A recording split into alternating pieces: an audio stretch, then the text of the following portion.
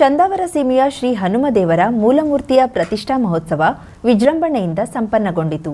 ನಾಡಿನ ನಾನಾ ಭಾಗಗಳಿಂದ ಲಕ್ಷಾಂತರ ಭಕ್ತರು ಆಗಮಿಸಿ ಶ್ರೀ ದೇವರ ಕೃಪೆಗೆ ಪಾತ್ರರಾದರು.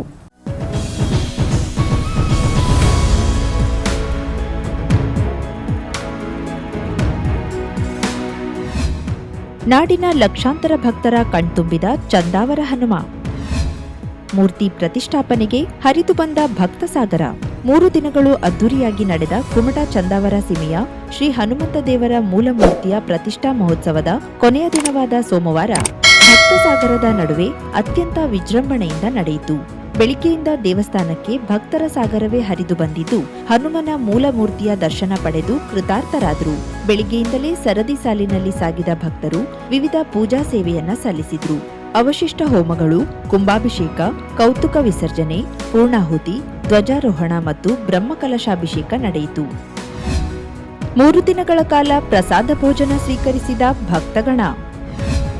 ಸಂಪನ್ನಗೊಂಡಿತು ಚಂದಾವರ ಹನುಮನ ಮೂಲಮೂರ್ತಿಯ ಪ್ರತಿಷ್ಠಾಪನೆ. ಪ್ರತಿದಿನ ಮಧ್ಯಾಹ್ನ ನಡೆದ ಅನ್ನ ಸಂತರ್ಪಣೆಯಲ್ಲಿ ಲಕ್ಷಕ್ಕೂ ಅಧಿಕ ಭಕ್ತರು ಪಾಲ್ಗೊಂಡು ಪ್ರಸಾದ ಭೋಜನ ಸ್ವೀಕರಿಸಿ ಕೃತಾರ್ಥರಾದರು. ಇನ್ನು 3 ದಿನಗಳ ಕಾಲ ನಡೆಯುವ ಅನ್ನ ಸಂತರ್ಪಣೆಯ ಹಾಗೂ ಅಡುಗೆ ವ್ಯವಸ್ಥೆಗೆ ಅಪಾರ ಮೆಚ್ಚುಗೆ ವ್ಯಕ್ತವಾಯಿತು. ಅಡುಗೆ ಸಮಿತಿಯ ಅಧ್ಯಕ್ಷ ಎಂಎಸ್ ನಾಯ್ಕ್ ಹಾಗೂ ಅವರ ತಂಡ, ವಡಗೇರಿ ಹಾಲಕ್ಕಿ ಮಹಿಳೆಯರು ಹಾಗೂ ಪುರುಷರು ಅತ್ಯಂತ ಮುತುವರ್ಜಿಯಿಂದ ಅಡುಗೆ ವ್ಯವಸ್ಥೆಯಲ್ಲಿ ಪಾಲ್ಗೊಂಡು ಆಗಮಿಸುವ ಲಕ್ಷಾಂತರ ಭಕ್ತರಿಗೆ ಅನ್ನ ಸಂತರ್ಪಣೆ ವ್ಯವಸ್ಥೆ ಕಲ್ಪಿಸುವ ಮೂಲಕ ಎಲ್ಲರ ಗಮನ ಸೆಳೆಯಿತು.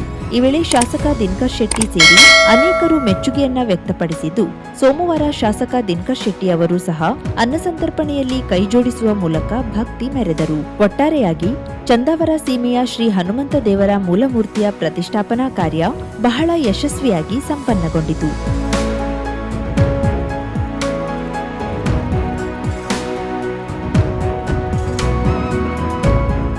ಕಾರವಾರ ತಾಲೂಕಿನ ಅರಗಾದ ಸರ್ಕಾರಿ ಹಿರಿಯ ಪ್ರಾಥಮಿಕ ಶಾಲೆಯ ಶಿಥಿಲಗೊಂಡ ಕಟ್ಟಡದ ಕೊಠಡಿಗಳನ್ನು ಅರ್ಧಂಬರ್ಧ ತೆರವುಗೊಳಿಸಿ ಹಾಗೆಯೇ ಕೈಬಿಡಲಾಗಿದ್ದು ಮಕ್ಕಳ ಸುರಕ್ಷತೆಯ ಬಗ್ಗೆ ಆತಂಕ ಉಂಟುಮಾಡಿದೆ.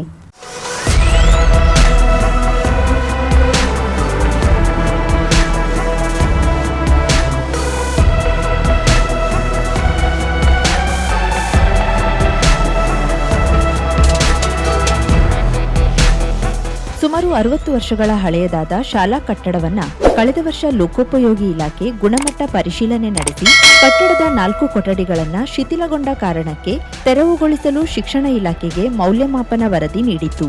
ಬಳಿಕ ಕಟ್ಟಡ ತೆರವುಗೊಳಿಸಲು ಟೆಂಡರ್ ನೀಡಲಾಗಿದ್ದು 2 ಕೊಠಡಿಗಳನ್ನ ಮಾತ್ರ ನೆಲಸಮಗೊಳಿಸಿ ಇನ್ನೆರಡು ಕೊಠಡಿಗಳನ್ನ ಹಾಗೇ ಬಿಡಲಾಗಿದೆ. ಕಳೆದ ವಿಧಾನಸಭಾ ಚುನಾವಣೆಯ ಹಿನ್ನೆಲೆಯಲ್ಲಿ ಈ 2 ಕೊಠಡಿಗಳನ್ನ ಮತದಾನ ಕೇಂದ್ರವನ್ನಾಗಿ ಮಾಡಲಾಗಿತ್ತು.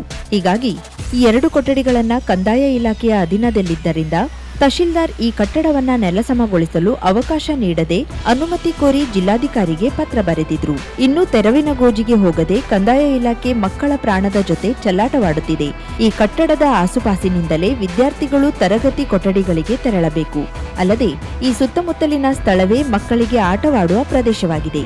ಈ ಕಟ್ಟಡದ ಹಿಂದೆಯೇ ವಿವೇಕ ಯೋಜನೆಯಡಿ ಹೊಸ ತರಗತಿ ಕೊಠಡಿಗಳನ್ನ ನಿರ್ಮಾಣ ಮಾಡಲಾಗಿದ್ದು ಈ ಕಟ್ಟಡ ನೆಲಸಮಗೊಳಿಸದೆ ಹೊಸ ಕಟ್ಟಡಕ್ಕೆ ತೆರಳಲು ದಾರಿ ಇಲ್ಲದಂತಾಗಿದೆ. ಕಟ್ಟಡವನ್ನ ಅರ್ಧಂಬರ್ಧ ತೆರವುಗೊಳಿಸಿ ಹಾಗೇ ಬಿಟ್ಟಿದ್ದರಿಂದ ಕಳೆದ ಮಳೆಗಾಲದ ಸಂದರ್ಭದಲ್ಲಿ ಅರ್ಧ ಗೋಡೆಗಳು ಕುಸಿದು ಬಿದ್ದಿದೆ. ಅಲ್ಲದೆ ಆಗಾಗ ಈ ಕಟ್ಟಡದ ಮೇಲ್ಛಾವಣಿಯ ಕಟ್ಟಿಗೆ, ಹಂಚು, ಕಲ್ಲು ಹಾಗೂ ಮಣ್ಣು ಬೀಳುತ್ತಿದ್ದು ಯಾವಾಗ ಯಾರ ಮೈಮೇಲೆ ಬೀಳುತ್ತದೆಯೋ ಎನ್ನುವ ಭಯ ಮಕ್ಕಳು ಹಾಗೂ ಪಾಲಕರಲ್ಲಿ ಉಂಟಾಗುವಂತೆ ಮಾಡಿದೆ. ಈ ಬಗ್ಗೆ ಶಾಲಾ ಎಸ್ಡಿಎಂಸಿ ಹಾಗೂ ಶಿಕ್ಷಕರು, ಶಿಕ್ಷಣ ಇಲಾಖೆ ಹಾಗೂ ಕಂದಾಯ ಇಲಾಖೆ ಅಧಿಕಾರಿಗಳಿಗೆ ಪತ್ರ ಬರೆದು ಕಟ್ಟಡ ಸಂಪೂರ್ಣ ನೆಲಸಮಗೊಳಿಸುವಂತೆ ವಿನಂತಿಸಿದ್ರು. ಈ ಬಗ್ಗೆ ಯಾವುದೇ ಕ್ರಮ ಕೈಗೊಳ್ಳದೆ ನಿರ್ಲಿಪ್ತರಾಗಿದ್ದಾರೆ ಎಂದು ಪಾಲಕರು ಅಸಮಾಧಾನ ವ್ಯಕ್ತಪಡಿಸಿದ್ದಾರೆ.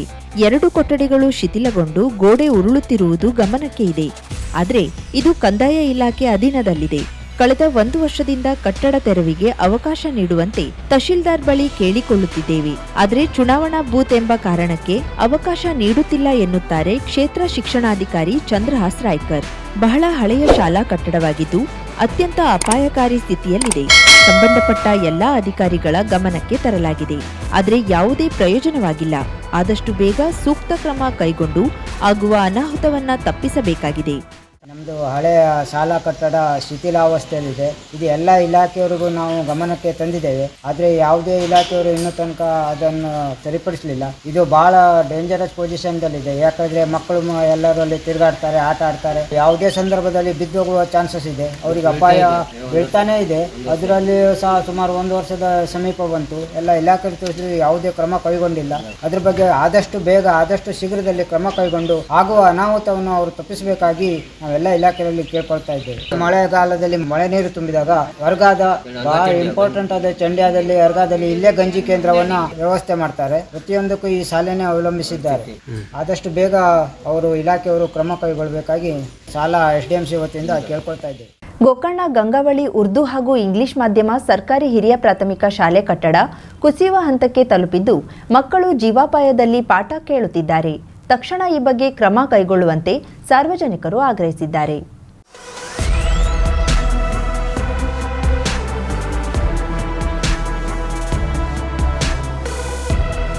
ಗಂಗಾವಳಿ ಸರ್ಕಾರಿ ಶಾಲೆಯ ಕಟ್ಟಡವನ್ನ 60 ವರ್ಷಗಳ ಹಿಂದೆ ಮಣ್ಣಿನ ಗೋಡೆಯಿಂದ ನಿರ್ಮಿಸಲಾಗಿದೆ. ಅದೇ ಕಟ್ಟಡ ಇಂದು ಶಿಥಿಲಗೊಂಡಿದ್ದು ಮೇಲ್ಚಾವಣಿಗೆ ಹಾಕಿದ ಪಕಾಸ್ ರೀಪ್ ಗೆದ್ದಲು ಹಿಡಿದು ತುಂಡಾಗಿ ಬೀಳುತ್ತಿದೆ. ಹಂಚು ಸಹ ಅಲ್ಲಲ್ಲಿ ಕಿತ್ತು ಬಿದ್ದಿದ್ದು ಮಳೆ ಬಂದ್ರೆ ಜಲಮಯವಾಗಿದೆ. ಇದೇ ಸ್ಥಿತಿಯಲ್ಲೇ ಪ್ರಸ್ತುತ ಪಾಠ ನಡೆಯುತ್ತಿದ್ದು ಏನಾದರೂ ಅವಘಡ ನಡೆದ್ರೆ ಯಾರು ಹೊಣೆ ಎಂದು ಜನರು ಪ್ರಶ್ನಿಸುತ್ತಿದ್ದಾರೆ. ಖಾಸಗಿ ಜಾಗದಲ್ಲಿದ್ದ ಶಾಲೆಯನ್ನ 1962ರಲ್ಲಿ ಸ್ವಂತ ಕಟ್ಟಡ ನಿರ್ಮಾಣ ಮಾಡಿ ಸ್ಥಳಾಂತರಿಸಲಾಗಿತ್ತು. ಒಟ್ಟು 5 ಕೊಠಡಿಗಳು ಇದ್ದು ಇದರಲ್ಲಿ 3 ಸಂಪೂರ್ಣ ಶಿಥಿಲಾವಸ್ಥೆಗೆ ತಲುಪಿದೆ. ಇದು ಪ್ರಾರಂಭದಲ್ಲಿದ್ದ ಕೊಠಡಿಯಾಗಿದ್ದು ಬೀಳುವಂತಹ ಹಂತ ತಲುಪಿದೆ. ಇನ್ನೆರಡು ಕೊಠಡಿಯನ್ನ 2001-2ನೇ ಸಾಲಿನಲ್ಲಿ ನಿರ್ಮಿಸಲಾಗಿದ್ದು ಇದು ಸಹ ಮೇಲ್ಛಾವಣಿಯ ಮುಖ್ಯ ಜಂತಿ ತುಂಡಾಗಿದ್ದು ಯಾವುದೇ ಸಮಯದಲ್ಲಿ ಕುಸಿಯುವ ಆತಂಕವಿದೆ. ಇಷ್ಟಾದರೂ ವಿದ್ಯಾರ್ಥಿಗಳ ಪಾಠ ಮುಂದುವರೆದಿದೆ. ಈ ಹಿಂದೆ ಉರ್ದು ಮಾಧ್ಯಮವಿದ್ದ ಶಾಲೆಯನ್ನ ಇಂಗ್ಲಿಷ್ ಸಹ ಸೇರಿಸಿದ್ದು ಪ್ರಸ್ತುತ ವಿದ್ಯಾರ್ಥಿಗಳ ಸಂಖ್ಯೆ ಕಡಿಮೆ ಇದೆ. ಆದರೆ ಕಟ್ಟಡ ಸದೃಢಗೊಂಡ್ರೆ ಮಕ್ಕಳು ಹೆಚ್ಚಿನ ಸಂಖ್ಯೆಯಲ್ಲಿ ಬರುತ್ತಾರೆ ಎಂದು ಸ್ಥಳೀಯರು ಹೇಳುತ್ತಿದ್ದಾರೆ. ಈ ಬಗ್ಗೆ ಶಾಲಾಭಿವೃದ್ಧಿ ಸಮಿತಿ ಅಧ್ಯಕ್ಷ ಶೌತಕ್ ಅಲಿ ಮುಂಜಾವು ಡಿಜಿಟಲ್ನೊಂದಿಗೆ ಮಾತನಾಡಿ, ಈಗಾಗಲೇ ನಾವು ಶಿಕ್ಷಣ ಇಲಾಖೆಗೆ ಕಟ್ಟಡ ಹಾಳಾಗಿರುವುದನ್ನ ಗಮನಕ್ಕೆ ತಂದಿದ್ದೇವೆ. ಆದರೆ ಇದುವರೆಗೂ ಯಾವುದೇ ಕ್ರಮವಾಗಿಲ್ಲ. ಹಳೆಯ ಕಟ್ಟಡವನ್ನ ತೆಗೆದು ನೂತನ ಕೊಠಡಿ ನಿರ್ಮಿಸಿಕೊಡುವಂತೆ ಮತ್ತೊಮ್ಮೆ ಮನವಿ ಮಾಡುತ್ತೇವೆ. ಪ್ರಸ್ತುತ ದುರಸ್ತಿ ಕಾರ್ಯವನ್ನ ತ್ವರಿತವಾಗಿ ಮಾಡಿಕೊಡುವಂತೆ ಕೇಳಿಕೊಳ್ಳುತ್ತೇವೆ ಎಂದಿದ್ದಾರೆ. 2 ವರ್ಷಗಳಿಂದ ಹಿಂದೆ ಕಟ್ಟಡ ನಿರ್ಮಾಣವಾಗಿದೆ. ಈಗ ಈ ಕಟ್ಟಡವನ್ನು ನೋಡಿದರೆ ಎಲ್ಲ ಕುಸಿದು ಬೀಳುವ ಪರಿಸ್ಥಿತಿಯಲ್ಲಿದೆ. ಈಗ ನೀವೇನಾದರೂ ಅದಕ್ಕೆ ಪುನರ್ ಕಟ್ಟಡ ನಿರ್ಮಾಣಕ್ಕೆ ಆದಷ್ಟು ಸರ್ಕಾರದಿಂದ ಪುನರ್ ನಿರ್ಮಾಣಕ್ಕೆ. ಗಂಗಾವಳಿಯ ನಿವೃತ್ತ ಉಪನ್ಯಾಸಕ ಅಲಿ ಮೌಲ್ವಿ ಮುಂಜಾವು ಡಿಜಿಟಲ್ನೊಂದಿಗೆ ಮಾತನಾಡಿ, ಶಾಲಾ ಕಟ್ಟಡ ಬೀಳುವ ಹಂತದಲ್ಲಿದ್ದು ವಿದ್ಯಾರ್ಥಿಗಳು ಭಯದಲ್ಲಿ ಶಿಕ್ಷಣ ಪಡೆಯುತ್ತಿದ್ದಾರೆ. ತಕ್ಷಣ ಈ ಬಗ್ಗೆ ಸರ್ಕಾರ ಗಮನಹರಿಸಿ ನೂತನ ಕಟ್ಟಡ ನಿರ್ಮಿಸಿಕೊಡಬೇಕು. ಗ್ರಾಮೀಣ ಭಾಗದ ಅಲ್ಪಸಂಖ್ಯಾತ ಮಕ್ಕಳಿಗೆ ಶಿಕ್ಷಣ ನೀಡುತ್ತಿರುವ ಶಾಲೆಗೆ ಸುದೀರ್ಘ ಇತಿಹಾಸವಿರುವ ಶಾಲೆಗೆ ಅನುಕೂಲತೆ ಒದಗಿಸಿ ಎಂದಿದ್ದಾರೆ. SPS ಉರ್ದು ಶಾಲೆ ಈಗ ಇಂಗ್ಲಿಷ್ ಮಾಧ್ಯಮವಾಗಿ 1ನೇ ತರಗತಿಗೆ ಪರ್ಮಿಷನ್ ಬಂದಿದೆ. ನಮ್ಮ ಈ ಶಾಲೆ ತುಂಬಾ ಹಳೆಯದು. 1942ರಲ್ಲಿ ಪ್ರಾರಂಭವಾದಂತಹ ಶಾಲೆ ಇದು. ಅಲ್ಲಿಂದ ಇಲ್ಲಿವರೆಗೂ ನಿರಂತರವಾಗಿ ನಡ್ಕೊಂಡು ಬಂದಿದೆ. ಸಾಕಷ್ಟು ವಿದ್ಯಾರ್ಥಿಗಳು ಇದ್ರು ಆವಾಗ. ಈಗಲೂ ಕೂಡ ವಿದ್ಯಾರ್ಥಿಗಳ ಸಂಖ್ಯೆ ಹೆಚ್ಚುತ್ತಾ ಇದೆ. ಈಗ ಮತ್ತೆ ವಿದ್ಯಾರ್ಥಿಗಳ ಸಂಖ್ಯೆ ಕಡಿಮೆ ಆಗಿದ್ದು ಈಗ ಆಂಗ್ಲ ಮಾಧ್ಯಮ ಮಾಡಿರೋದ್ರಿಂದ ಮತ್ತೆ ಮಕ್ಕಳ ಸಂಖ್ಯೆ ಹೆಚ್ಚಾಗ್ತಾ ಇದೆ. ಆದ್ರೆ ಬಿಲ್ಡಿಂಗ್ ಮಾತ್ರ ನಮಗೆ ಆ ಬಿಲ್ಡಿಂಗ್ ನಲ್ಲಿ ಮಕ್ಕಳನ್ನು ಕೂರಿಸಿ ಪಾಠ ಮಾಡಿಸೋದಕ್ಕೆ ಹೆದರಿಕೆ ಆಗ್ತಾ ಇದೆ. ಯಾಕಂದ್ರೆ ಅದು ಪೂರ್ತಿ ಜೀರ್ಣಾವಸ್ಥೆಯಲ್ಲಿದೆ. ಮೇಲೆ ಹಂಚೆಲ್ಲ ಹೋಗ್ಬಿಟ್ಟು ಆಮೇಲೆ ಪ್ರಕಾಶ ಎಲ್ಲ ಅದೆಲ್ಲ ಹೊರಳೆ ತಿಂದಿದೆ. ಹಾಗಾಗಿ ಯಾವ ಸಮಯದಲ್ಲಿ ಬೀಳುತ್ತೆ ಅನ್ನೋದು ನಾವು ಅದನ್ನು ನೋಡ್ತಾ ಇರಬೇಕಾಗಿದೆ. ಆ ತರ ಪರಿಸ್ಥಿತಿ ಇದೆ. ಅಧಿಕಾರಿಗಳು ಬಂದಾಗಲೂ ಕೂಡ ನಾವು ಈ ಒಂದು ವಿಷಯವನ್ನು ಅವರ ಗಮನಕ್ಕೆ ತಂದಿದ್ದೇವೆ. ಹಾಗಾಗಿ ಆಡಳಿತ ಸರ್ಕಾರ ನಮ್ಮ ಈ ಶಾಲೆಯ ಬಗ್ಗೆ ಅತಿ ಕಾಳಜಿ ವಹಿಸಿ ನಮ್ಮ ಒಂದು ಕೋರಿಕೆಯನ್ನ ಈ ಶಾಲೆಗೆ ಈ ಒಂದು ಬಿಲ್ಡಿಂಗ್ ಅನ್ನ ನಿರ್ಮಾಣ ಮಾಡಿಕೊಡಬೇಕಾಗಿ ಜೀರ್ಣಾವಸ್ಥೆಯಲ್ಲಿದೆ. ಇದು ಮತ್ತೆ ರಿಪೇರಿ ಮಾಡುವಂತಹ ಸ್ಥಿತಿಯಲ್ಲಿಲ್ಲ. ಹಾಗಾಗಿ ಹೊಸ ಕಟ್ಟಡವನ್ನ ನಮಗೆ ಮಂಜೂರು ಮಾಡಿ ಹೊಸ ಕಟ್ಟಡ ನಿರ್ಮಾಣಕ್ಕೆ ಅವಕಾಶ ಮಾಡಿಕೊಟ್ರೆ ತುಂಬಾ ಅನುಕೂಲ ಆಗುತ್ತೆ. ಕರಾವಳಿ ಮುಂಜಾವು digital news, Vinayak Shastri, Gokarna.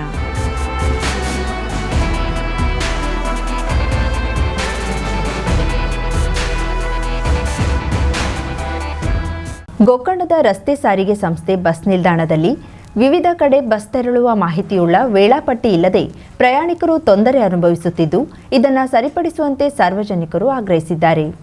Gokarna bus ನಿಲ್ದಾಣದಲ್ಲಿ ವಿವಿಧ ಕಡೆ ಬಸ್ ತೆರಳುವ ಮಾಹಿತಿಯುಳ್ಳ ವೇಳಾಪಟ್ಟಿ ಹಳೆಯದಾಗಿದೆ. ಇದರಿಂದಾಗಿ ಪ್ರಯಾಣಿಕರು ತೊಂದರೆ ಅನುಭವಿಸುತ್ತಿದ್ದಾರೆ. ಗೋಕರ್ಣ ಬಸ್ ನಿಲ್ದಾಣದಲ್ಲಿ ಹಲವಾರು ವರ್ಷಗಳ ಹಿಂದೆ ಹಾಕಿದ ವೇಳಾಪಟ್ಟಿ ಫಲಕ ಅಳಿಸಿ ಹೋಗಿದ್ದು, ಯಾವ ವೇಳೆಗೆ ಎಲ್ಲಿಗೆ ಬಸ್ ವ್ಯವಸ್ಥೆ ಇದೆ ಎನ್ನುವುದು ತಿಳಿಯದಾಗಿದ್ದು, ನಿತ್ಯ ಸಾವಿರಾರು ಪ್ರವಾಸಿಗರು ಹಲವೆಡೆ ತೆರಳಲು ಮಾಹಿತಿ ಸಿಗದೆ ಪರದಾಡುತ್ತಿದ್ದಾರೆ. ಇನ್ನಾದರೂ ರಾಜ್ಯ ಸಾರಿಗೆ ಸಂಸ್ಥೆಯ ಹಿರಿಯ ಅಧಿಕಾರಿಗಳು ಎಚ್ಚೆತ್ತು ಸರಿಯಾದ ವ್ಯವಸ್ಥೆಯನ್ನ ಕಲ್ಪಿಸಬೇಕಿದೆ. ಹಳಿಯಾಳ ಪಟ್ಟಣದ ನಾಗಶೆಟ್ಟಿಯಲ್ಲಿ ಶ್ರೀ ಜ್ಯೋತಿಬಾ ದೇವರ 10ನೇ ವರ್ಧಂತಿ ಜಾತ್ರೋತ್ಸವ ನಡೆಯಿತು. ಜ್ಯೋತಿಬಾ ದೇವರ ಜಾತ್ರಾ ಮಹೋತ್ಸವದ ಪ್ರಯುಕ್ತ ಬೆಳಿಗ್ಗೆ ಮಹಾಭಿಷೇಕ, ಗೋಡಿಮನಿ ಇವರ ಸಾರಥ್ಯದಲ್ಲಿ ಶ್ರೀ ಮೈಲಾರ ಭಕ್ತರ ಶಿವನೃತ್ಯ, ಪಲ್ಲಕ್ಕಿ ಉತ್ಸವದೊಂದಿಗೆ ಶ್ರೀ ಗ್ರಾಮದೇವಿಗೆ ಉಡಿ ತುಂಬುವುದು, ಗುಲಾಲೋತ್ಸವ, ಮಹಾಮಂಗಳಾರತಿ, ಸಾರ್ವಜನಿಕ ಅನ್ನ ಸಂತರ್ಪಣೆ ನಡೆಯಿತು. ಹಳಿಯಾಳ ತಾಲೂಕು ಸೇರಿದಂತೆ ವಿವಿಧ ಗ್ರಾಮಗಳಿಂದ ಭಕ್ತರು ಆಗಮಿಸಿದ್ರು.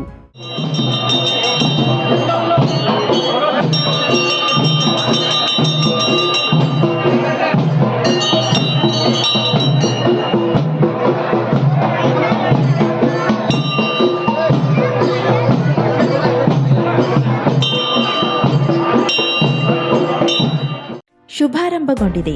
ಹೊನ್ನಾವರದಲ್ಲಿ ನೂತನ ಜವಳಿ ಮಳಿಗೆ Shri Mallikarjuna silks, bank road, Honnavar.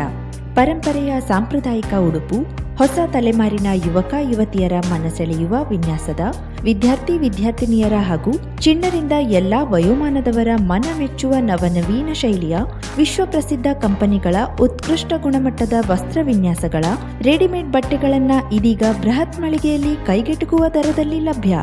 ಇಂದೇ ಭೇಟಿ ನೀಡಿ. Mallikarjuna silks, bank road, Honnavar, Uttara Kannada.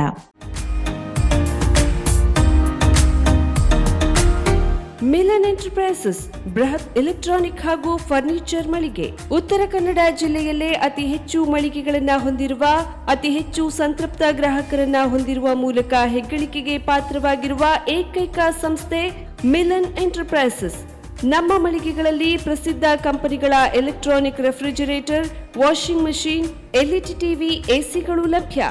ಭಾರತದ ಕರಾವಳಿ ಹವಾಮಾನಕ್ಕೆ ಹೊಂದಿಕೊಳ್ಳುವ ನಂಬರ್ 1 ಬ್ರ್ಯಾಂಡ್ ಆದ ಗೋದ್ರೇಜ್ ಕಂಪನಿಯ ಕಪಾಟು, ಆಫೀಸ್ ಟೇಬಲ್, ಆಫೀಸ್ ಚೇರ್, ಬ್ಯಾಂಕ್ಗಳಿಗೆ ಹಾಗೂ ಚಿನ್ನದ ಅಂಗಡಿಗಳಿಗೆ ಬೇಕಾಗುವ ಸೇಫ್ ಲಾಕರ್ಗಳು ಅತಿ ಕಡಿಮೆ ಬೆಲೆಯಲ್ಲಿ ಲಭ್ಯವಿದೆ. Teak wood sofa set, wooden dining table ಹಾಗೂ ಗ್ರಾಹಕರಿಗೆ ಬೇಕಾಗುವ ಅಳತೆಯಲ್ಲಿ ನಿಮ್ಮ ಮನೆಗೆ ಹೊಂದಿಕೊಳ್ಳುವ ಹಾಗೆ ಫರ್ನಿಚರ್ಗಳನ್ನ ಮಾಡಿಕೊಡಲಾಗುವುದು. ಕಸ್ಟಮೈಸ್ಡ್ ಕಿಚನ್, ವಾರ್ಡ್ರೋಬ್ಗಳನ್ನ ಅತಿ ಹೆಚ್ಚು ವರ್ಷಗಳ ಕಾಲ ಬಾಳಿಕೆ ಬರುವ ಹಾಗೆ ವಾರಂಟಿಯೊಂದಿಗೆ ಮಾಡಿಕೊಡಲಾಗುವುದು.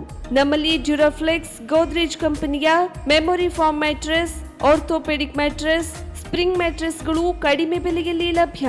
ವಿವಿಧ ಕಂಪನಿಗಳ ನವೀನ ಮಾದರಿಯ mixer, grinder, fan, cooker, tawa, flask, micro ಓವೆನ್ಗಳು ಲಭ್ಯವಿದೆ.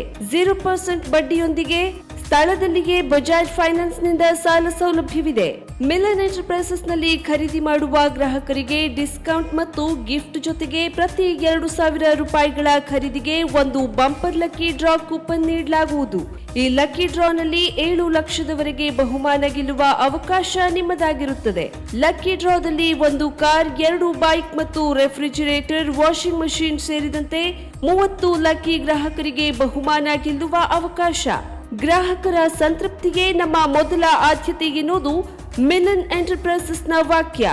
ಉತ್ತರ ಕನ್ನಡ ಜಿಲ್ಲೆಯ ನಮ್ಮ ಶೋರೂಮ್ಗಳಾದ ಮುಲ್ಲಾ ಸ್ಟಾಪ್ ಹತ್ತಿರ Kodibag road, Kajubag, Karwar. Agriculture office ಎದುರುಗಡೆ ಮಾಸ್ತಿಕಟ್ಟೆ ರೋಡ್, ಹೊನ್ನಾವರ. ಸೀಮಾ ಕಾಂಪ್ಲೆಕ್ಸ್ ಹತ್ತಿರ Moni Basti main road, Bhatkal. Indian bank ಎದುರು CP Bazar road, Sirsi. JS building, JN road, Dandeli. KS building, Motikeri road, Haliyal. ಇಲ್ಲಿಗೆ ತಪ್ಪದೇ ಭೇಟಿ ನೀಡಿ ಸಂತೃಪ್ತರಾಗಿ.